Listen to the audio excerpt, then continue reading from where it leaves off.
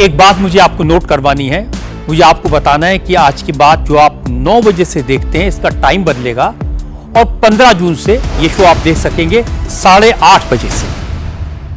तहसीन, एक बात तो आप क्रेडिट देंगे कि भाई इसमें कोई डिनायल नहीं है कि जब से प्रधानमंत्री नरेंद्र मोदी के नेतृत्व में बीजेपी आई तो बीजेपी का एक्सपेंशन ही हुआ है।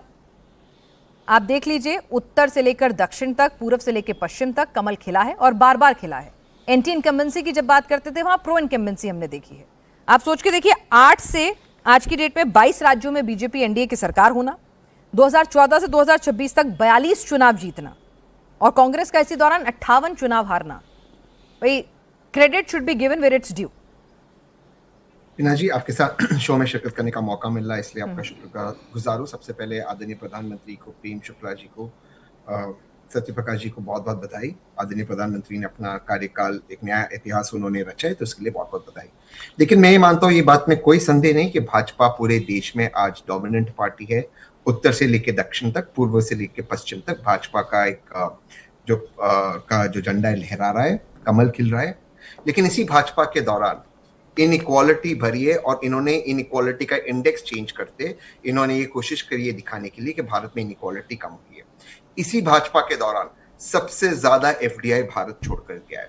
इसी भाजपा के अंदर सबसे ज्यादा सुसाइड हुए। इसी भाजपा के अंदर के कार्यकाल के अंदर सबसे ज्यादा हाई नेटवर्क इंडिविजुअल्स भारत छोड़ के गए, सबसे ज्यादा टैलेंट छोड़ते गए जो 70 साल में नहीं छोड़ गया। इसी भाजपा के अंदर हमारा जीडीपी, जो डेट टू जीडीपी रेशियो है, वो जो यही तो मेरा सवाल है कि तो फिर भाजपा हारती क्यों नहीं? केंद्र सरकार भाई चलिए ठीक है, एसआईआर तो अभी हो रहा है, कुछ जगह हो रहा है, उससे पहले भी आप देखिए कई स्टेट्स में नहीं मैं कह रही हूँ, चलिए अगर एक लॉजिक ये भी लोग बात दे रहे हैं तो मैं आपसे पूछ रही हूँ, भाई ठीक है, इतना सब कुछ गलत है तो भाजपा हारती क्यों नहीं? क्यों नहीं प्रधानमंत्री नरेंद्र मोदी का भरोसा जो है लोगों के अंदर, क्रेडिबिलिटी टूट पाती?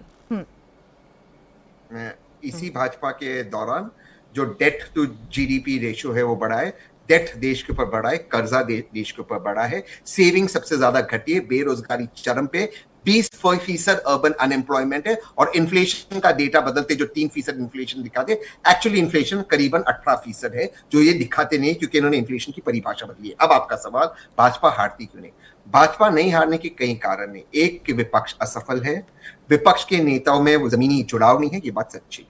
दूसरी कि जिस तरह से इंस्टीट्यूशंस को मोड़ा गया है, कल हमने देखा मध्य प्रदेश के अंदर कांग्रेस के एक प्रत्याशी को रोका गया, किसी कारण नहीं, वो कोई कारण नहीं आपको रोकने के लिए।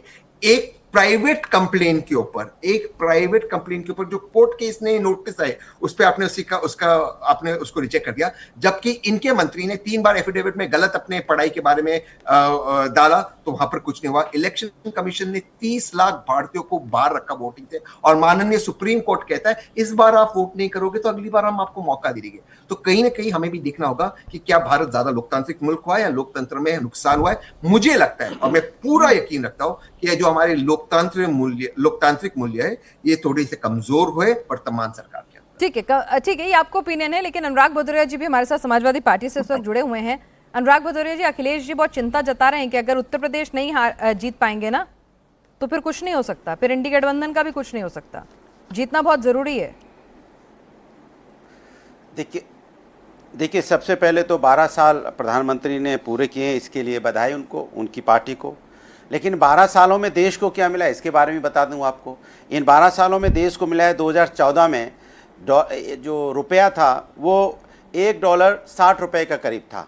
अब वो 10 साल में बढ़ के 61% उसमें गिरावट आई है और वो ₹95 पार कर गया है। 2014 में पेट्रोल की कीमत होती थी ₹72, 2026 में पेट्रोल पार कर गया ₹102, माने 12 साल में 41% की बढ़ोतरी। 2014 में डीजल ₹55 था, ₹95 हो गया, मतलब ₹71 की बढ़ोतरी। हर साल 2 करोड़ रोजगार देने की बात थी तो 2 करोड़ रोजगार तो मिले नहीं, 9 लाख रोजगार मिले, मतलब 20 करोड़ की जो वादा था वो पूरा नहीं हुआ। 100 स्मार्ट सिटी बनाने की बात की थी, आपने देखा नोएडा में देख लिया कि गड्ढे में गिर के लोगों की मौतें हो जाती है, ऐसा स्मार्ट सिटी है। दिल्ली में आग लग गई, 1 घंटे में यहाँ पे फायर ब्रिगेड की पहुंची तब तक किस लोग यहाँ पे जल के किस लोग की मौतें हो गई। काला धन लाने की बात हुई थी, काला धन में मात्र 388 करोड़ रुपए इन्होंने अब तक वसूल कर पाए, जो 41,000 करोड़ रुपए वापस लाने थे। नोटबंदी की बात की गई थी, नोटबंदी में कहा गया था काला धन आएगा और आतंकवाद खत्म हो जाएगा। यहाँ हमारी 26 बहनों का सिंदूर उजड़ गया, आतंकवाद तो खत्म हुआ नहीं, काला धन तो आया नहीं। जीडीपी में बोला गया था कि 25% जीडीपी में भागीदारी होगी मैन्युफैक्चरिंग यूनिट की, बट मैन्युफैक्चरिंग की 14% ही रहेगी, 14% के आसपास पहले भी थी, आज भी है।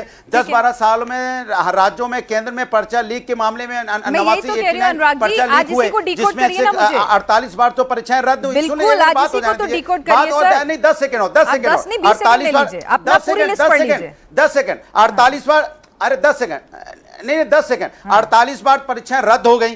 2014 में, सुन लीजिए मेरी बात, 2013 यहाँ पे 2013 में व्यापार घाटा था 154 अरब डॉलर, 2025 में व्यापार घाटा बढ़ के हो गया कितना, 283 अरब डॉलर। प्रेम शुक्ला जी के पास और यहाँ पर सत्यप्रकाश मिश्रा जी के पास पूरा डेटा होगा आपको बताने के लिए कि देश में क्या क्या अच्छा हुआ। आज मैं वही कह रही हूँ, एक मिनट सुन लीजिए ना अनुराग जी, मैंने आपको 10 सेकंड दिया, आप देख लीजिएगा, जब आपने मांगे थे 10 से ज्यादा ही दिए।